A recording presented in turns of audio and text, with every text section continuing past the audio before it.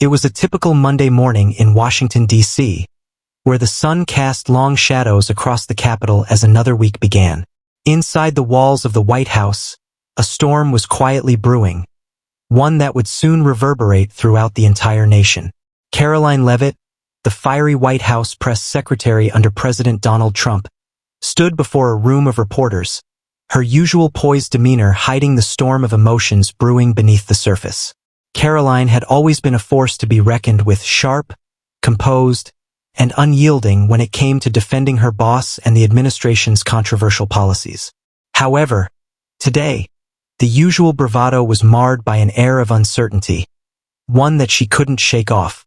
Rumors had been swirling for weeks about a looming legal case, a case that involved her personal finances in ways that could rock her political career to its core. The whispers started small. A lawsuit here, a court filing there. But as they grew louder, Karoline's composure began to crack. This was not just another piece of political drama. It was something far more serious. The case, a complex and highly publicized financial dispute, had begun to make headlines months ago. At the heart of the case was Karoline's sudden rise to prominence in Washington's elite circles. While many had always assumed that Karoline's wealth was a result of her work in politics, there were whispers that something much more nefarious was at play. Despite the attention, Karoline had remained tight-lipped, dodging questions and deflecting reporters' inquiries with the skill of a seasoned politician. But as the investigation into her financial dealings escalated, so too did the pressure. In the quiet corridors of the White House, even her most trusted colleagues were beginning to wonder what exactly was going on. It wasn't long before the truth came out. In a shocking twist, the investigation revealed that Karoline had been implicated in a massive tax evasion scheme that involved shell companies, hidden assets, and fraudulent financial disclosures. The scale of the operation was staggering, and it was clear that someone powerful was behind it. However, Karoline's role in the affair raised more questions than answers. As the investigation intensified, the matter was swiftly handed over to the judicial system, where it would find its way into the hands of one of the most formidable judges in the country, Judge Coney Barrett. Judge Barrett, a conservative powerhouse with a reputation for being fiercely independent and unafraid to make difficult decisions, had a history of ruling on high-profile cases with an iron fist. Her reputation for fairness was well established, but so too was her knack for delivering rulings that often left the political establishment scrambling. It didn't take long for the case to attract national attention. The courtroom was packed on the day of the first hearing, with reporters, cameras, and politicians all gathered in anticipation. Karoline Leavitt, seated at the defendant's table, appeared more tense than ever. She had built her career on controlling the narrative, but now she found herself unable to control the court of public opinion. And if she couldn't sway the judge, then the consequences would be catastrophic. Judge Barrett's presence in the courtroom was commanding. She sat with poise, her gaze unwavering as she reviewed the evidence before her. Karoline's defense team, composed of the most skilled attorneys money could buy, made their best arguments. They claimed that Karoline had been unaware of any wrongdoing, insisting that her role in the scheme was purely circumstantial. However, the evidence against Karoline was overwhelming. It was clear that she had played an active part in orchestrating the financial maneuverings, using her political influence to conceal the truth. The room was tense as Judge Barrett took in every word of the defense, but it was her decision that would ultimately shape the future. With the media watching closely and the nation holding its breath, Judge Barrett made her ruling. Karoline Leavitt was to be fined an astronomical $500 million for her role in the scandal. The sum was unprecedented, and the shockwaves reverberated across the country. The decision was swift, and the room fell into a stunned silence as the gavel struck. Karoline Leavitt, usually unshakable in her public persona, now appeared visibly rattled. Her defense team exchanged concerned glances, knowing that this was a ruling that would alter the trajectory of her career and perhaps her life forever. The fine, $500 million, was not just a slap on the wrist. It was a staggering penalty that would send ripples through the corridors of power in Washington and beyond. The media had already caught wind of the decision, and before Karoline could even fully digest the gravity of the situation, her phone was buzzing nonstop with calls from political allies, opponents, and the press. As the days passed, the media frenzy only intensified. Headlines screamed in bold letters, "Karoline Leavitt fined $500 million, the shocking fallout of a political powerhouse's financial scandal." Television segments analyzed the implications of the case from every angle, with political pundits and legal experts debating whether this ruling would be the end of Karoline's career or merely a bump in the road. For Karoline, though, it felt like much more than just a bump. As soon as the fine was made public, the White House was bombarded with questions. Karoline's colleagues, who had once admired her sharp wit and keen ability to deflect criticism, now found themselves defending her in front of the media. The president's inner circle was reportedly in turmoil, unsure of how to respond to the crisis. There were whispers in the halls of the White House that the president himself had been blindsided by the ruling and was privately furious about the damage it could do to his administration. Behind the scenes, Karoline's political career appeared to be unraveling at lightning speed. Political figures who had once offered her support now distanced themselves, some out of fear that their association with her could be seen as a liability. She had been a rising star in the conservative movement, but now, with the scandal hanging over her head, her future in politics seemed uncertain. But Karoline wasn't one to go down without a fight. Her reputation had been built on the ability to turn the tide of any controversy, and this was no different. If anything, this public shaming only fueled her determination to reclaim control over the narrative. Karoline immediately began strategizing her next move. She knew she had to act fast, or else the damage to her reputation would be irreversible. The first step was to meet with her attorneys to appeal the ruling. She would fight the fine with every legal resource at her disposal, knowing that a successful appeal could save her career. But she also knew that the road ahead would be long and treacherous. In the meantime, the nation watched with bated breath as Karoline's public appearances grew increasingly rare. The once constant press briefings that had been her domain became more and more scarce, as she took a step back to reevaluate her options. For the first time in her career, she found herself in a defensive position, and it was a role she wasn't entirely comfortable with. As Karoline retreated from the public eye, Judge Amy Coney Barrett's reputation continued to rise. The ruling had made headlines across the country, and her tough stance was praised by some as a necessary action to hold powerful individuals accountable. For Judge Barrett, however, the case was merely another day in the courtroom. She was known for making tough decisions regardless of the political fallout, and this ruling was no different. The media, however, didn't let her off the hook so easily. The press was now in a frenzy, questioning whether Judge Barrett's decision was politically motivated or if it was truly about justice. The left-wing media painted her as a conservative judge eager to strike a blow against one of the president's closest allies, while the right-wing media accused her of overreaching and setting a dangerous precedent for the political elite. In the midst of the chaos, Karoline's supporters rallied behind her. They believed the fine was an overstep and that the political establishment was trying to bring her down because of her outspoken support for President Trump. But despite the backing from her loyalists, the damage had already been done. The fine had become a symbol of her fall from grace, and no amount of media spin could change that. As Karoline Leavitt's legal team worked tirelessly on the appeal, the pressure mounted from all sides. Every move she made, every statement she issued was scrutinized by the media, the public, and her political enemies. It was a delicate balancing act, defend herself while trying to maintain her position within the White House. Despite her inner circle's support, the narrative was slipping out of her control, and she knew she had to act decisively to regain her footing. In the weeks following Judge Barrett's ruling, Karoline's lawyers filed an appeal, arguing that the fine was excessive and unwarranted. They claimed that she had acted in good faith and that any financial discrepancies were the result of misunderstandings and mismanagement, not intentional wrongdoing. However, the battle was far from simple. The public had already made up their mind, and the political winds were shifting in a direction that favored Karoline's critics. But Karoline wasn't one to back down easily. The White House had always been her domain, a place where she could control the narrative and dictate the terms of the conversation. With the storm of public opinion swirling around her, she decided it was time to mount a counterattack. Her first move was to schedule a rare public appearance, a televised interview that would give her the chance to address the scandal directly. It was a risky decision, one that could either salvage her reputation or further damage it. Karoline's handlers warned her that this could backfire, but she was resolute. She needed to take control of the narrative, and she couldn't afford to remain silent any longer. The interview was set to air on one of the most prominent cable networks, a platform that would give her a direct line to millions of Americans. In the days leading up to the broadcast, Karoline's team worked tirelessly to prepare. They crafted a strategy that would paint her as a victim of a political witch hunt, a narrative that resonated with her base of supporters. On the day of the interview, Karoline appeared before the cameras, looking calm but determined.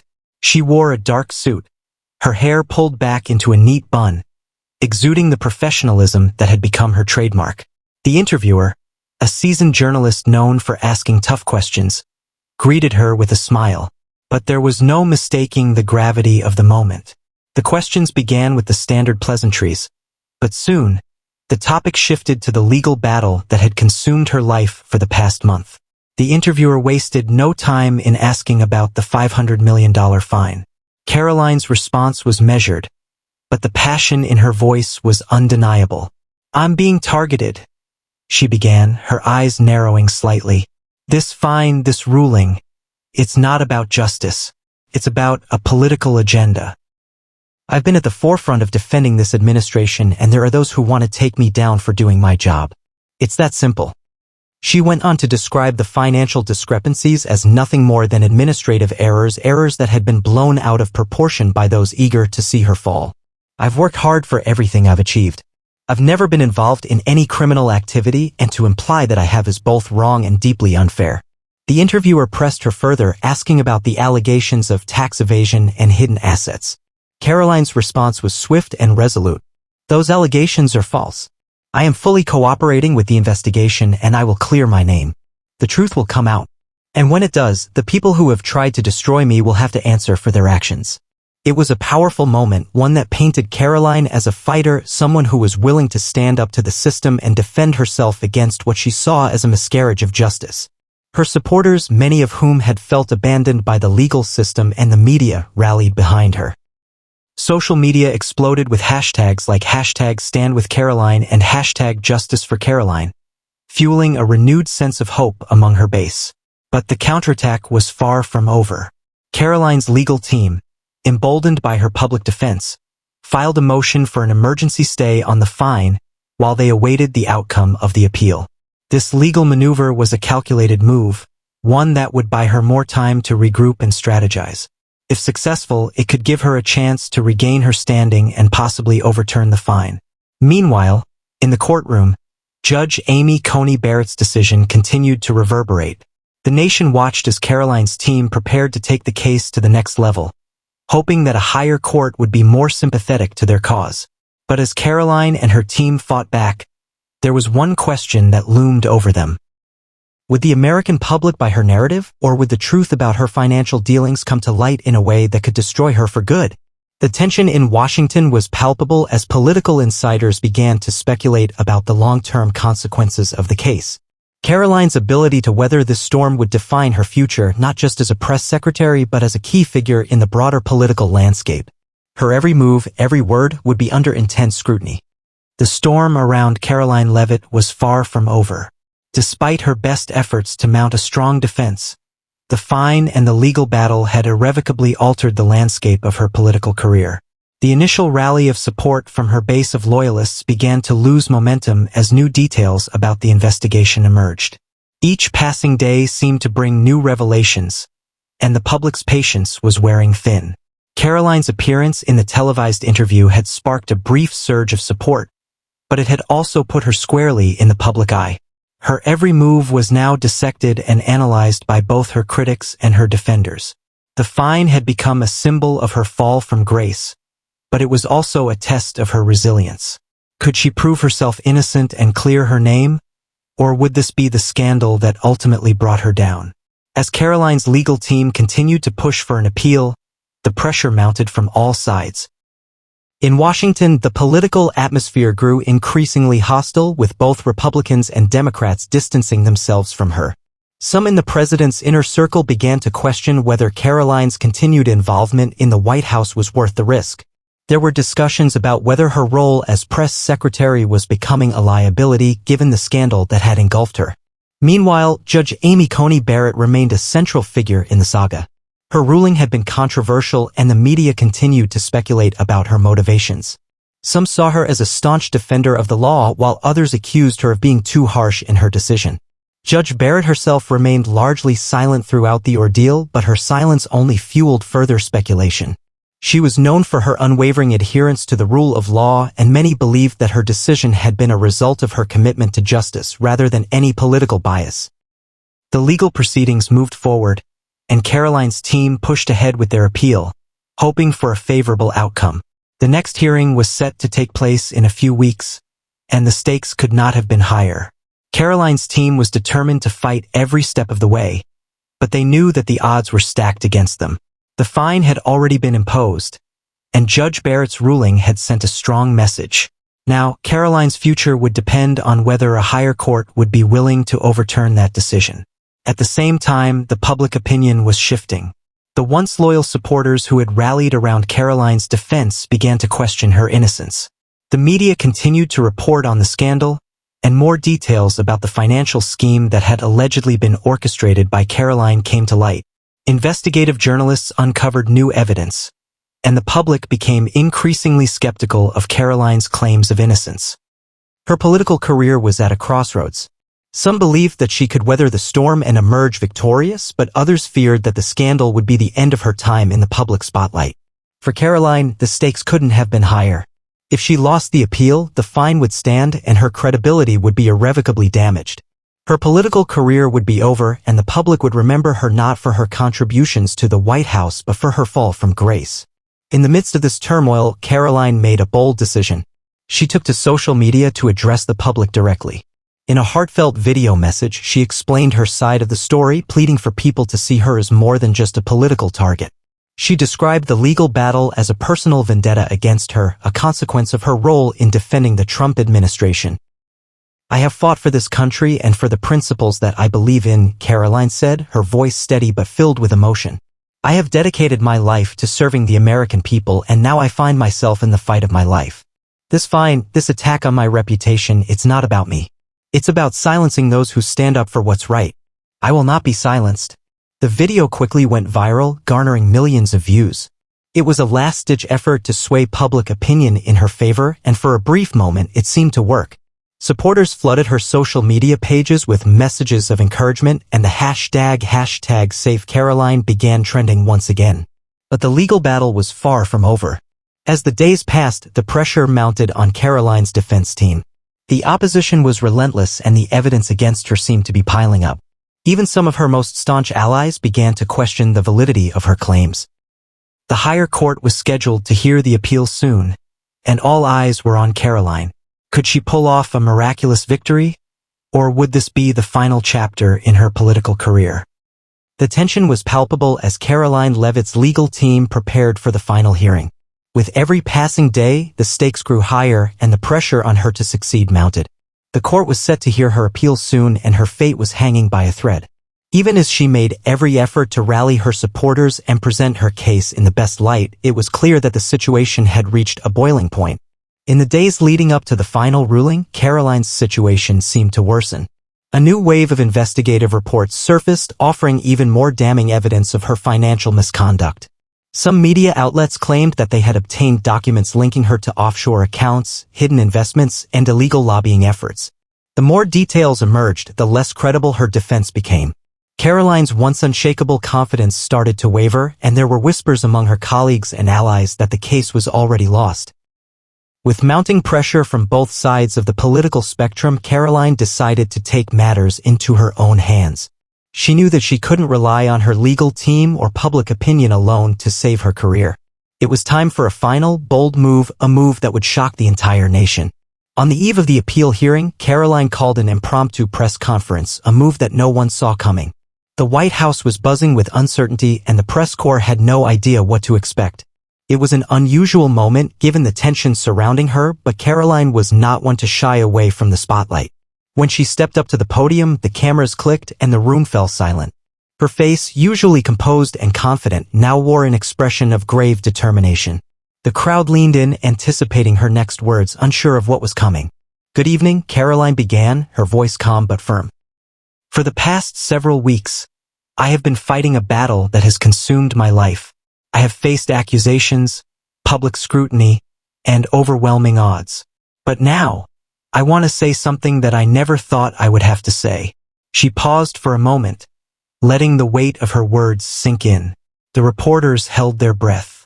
I was wrong, Karoline continued. I made mistakes, serious mistakes that I deeply regret. I have failed to live up to the standards that I set for myself, and I know that I have let many of you down. The confession stunned everyone in the room. It was the last thing anyone expected her to say. Karoline had always been a staunch defender of her innocence, and for her to admit fault in such a public way was nothing short of shocking. The reporters were left in stunned silence, processing what they had just heard. I accept full responsibility for the actions that led to this situation, Karoline went on. And as of today, I am announcing that I will be paying the fine of $500 million. I understand the gravity of what I have done, and I am ready to face the consequences of my actions. This is my responsibility, and I will make sure that the debt is paid. The room was in shock. There was no applause, no immediate reaction, just stunned silence. This was not the fiery, defiant Karoline Leavitt that the public had come to know. This was a woman who had been broken by the weight of her own decisions, and she was willing to take responsibility in a way that no one had expected. As she finished her statement, the press conference ended abruptly. Karoline left the podium without further comment, her image now forever changed. She had been a symbol of defiance, a political warrior who had stood by her beliefs no matter the cost. But now she was something else entirely. A woman who had been humbled by the very system she had once defended so fiercely. The immediate fallout was intense. News outlets rushed to report the stunning development, and social media exploded with reactions. Some praised her for taking responsibility, while others criticized her for failing to fight the accusations until the very end. But one thing was clear: Karoline Leavitt had made the ultimate sacrifice. The higher court heard her appeal the following day, but with Karoline's decision to pay the fine publicly, the legal proceedings were soon overshadowed. The court ruled in her favor, but the fine would remain in place, albeit with the expectation of partial repayment over time. The case was closed, and Karoline was left to rebuild her life and career from the ashes of the scandal. In the weeks that followed, Karoline disappeared from the public eye. She took a leave of absence from her role as press secretary, and many believed that her time in the political arena was over.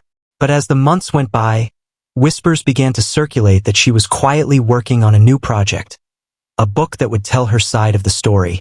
It would be a chance for her to explain her actions, the pressure she faced, and the journey that had led her to make such a drastic decision. For now, though, the nation was left to reflect on the stunning downfall of one of its most controversial political figures. Karoline Leavitt had started as a symbol of resilience and strength, but in the end, it was her vulnerability and willingness to face the consequences that defined her legacy.